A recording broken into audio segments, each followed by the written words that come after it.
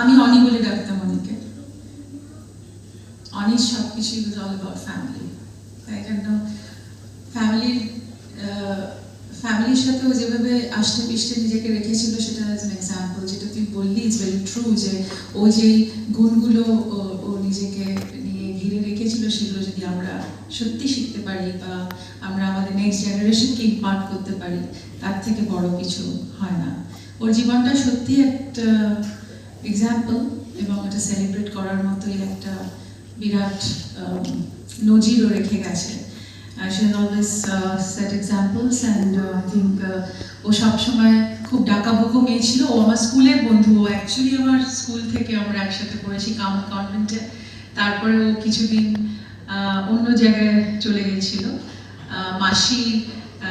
মাসির সাথে অনেক স্মৃতি ছোটবেলার ওই স্পিস পার্কের বাড়িতে, কারণ আমার বড় পিসির বাড়ি আর